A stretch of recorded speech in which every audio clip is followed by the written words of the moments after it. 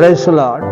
கர்த்தருக்குள் பிரியமான என் அன்பு சகோதர சகோதரிகள் அனைவருக்கும் ஆண்டவராகிய இயேசு கிறிஸ்துவின் நாமத்தினால எனது அன்பான வாழ்த்துதலை தெரிவித்துக் கொள்கிறேன். கர்த்தருடைய வேத வசனம் சொல்லுகின்றது, சங்கீதத்தின் புஸ்தகத்திலே 34வது சங்கீதம் 7வது வசனத்திலே சொல்லப்பட்டிருக்கிறது, கர்த்தருடைய தூதன் அவருக்கு பயந்தவர்களை சூழ பாளையம் இறங்கி விடுவிக்கிறார். அன்பானவர்களே, சாத்ராக், மேசக், ஆபேத்நேகோ என்ற 3 வாலிபர்கள், 3 புருஷர்கள் கட்டுண்டவர்களாய் எரிகிற அக்கினி சுளையின் நடுவிலே விழுந்தார்கள். அப்பொழுது நேபுகாத்நேச்சர் பிரமித்து அவர் சொல்லுகிறார் மந்திரிமார்களை நோக்கி, நாம் 3 புருஷர்களை அல்லவா கட்டுண்டவர்களாய் இந்த எரிகிற அக்கினி சுளைகளை போடுவித்தோம். இப்பொழுது 4வது ஒரு நபர் உலாவிக் கொண்டு இருக்கிறாரே, அவருடைய சாயலானது அது தேவதூதர்களுடைய சாயலை போல காணப்படுகிறது என்றார்.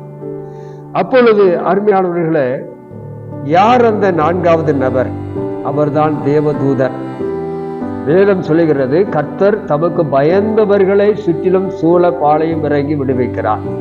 இங்கே அந்த 4வது நபராகிய தேவதூதன் அந்த 3 புருஷர்களோடு கூட விடுதலையாக சுற்றி திரிந்தபடினாலே, அப்படியே உலாவிக் கொண்டு இருந்தபடினாலே, இந்த 3 வாலிபர்களையும் எரிகிற அக்கினியானது எந்த ஒரு பாதிப்பையும் ஏற்படுத்தவில்லை. அது நேபுகாத்நேச்சர் சொல்லுகிறார், 4வது ஒரு நபர் உலாவிக் கொண்டு இருக்கிறார், அவர் தேவதூதனை போல இருக்கிறார், ஆனால் இந்த 3 வாலிபர்களுக்கும் எந்த ஒரு சேதமும் இல்லை, எந்த ஒரு அக்கினியும் அவர்களுக்கு சேதத்தை உண்டாக்கவில்லை என்று சொல்லுகிறதை பார்க்கிறோம். அப்போ இதிலிருந்து என்ன தெரிகிறது? வேத வசனம் சொல்லுகிறது போல தேவன் என்ன செய்கிறார்? அவருக்கு பயந்தவர்களை சுற்றிலும் சூழ பாளையம் இறங்கி அவர்களை விடுவிக்கிறார். அப்படி விடுவிக்கிறதுனால என்ன காரணம்? இவர்கள் எதை குறித்து இங்கே வேதத்தில் நம்ம வாசிக்கிறோம்? பயந்தவர்கள் என்று சொல்லப்பட்டிருக்கிறது.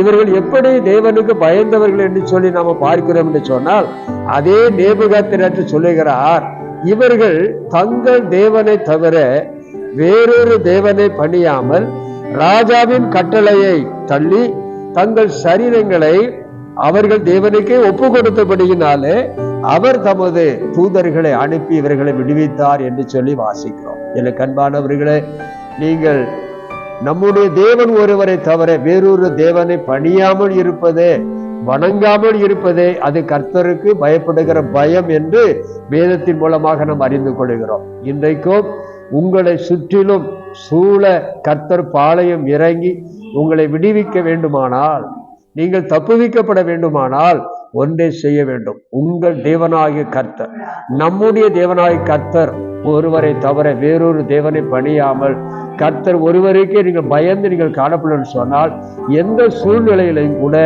எந்த ஒரு பாதிப்பு உங்களை நெருங்கி வந்தாலும் அந்த பாதிப்பு உங்களை எந்த ஒரு சேதமும் ஏற்படுத்தாது என்று வேத வசனம் சொல்லுகிறது. எனக்கு அன்பானவர்களே, கர்த்தர் ஒருவரையே பணிந்து கொள்ளுங்கள்.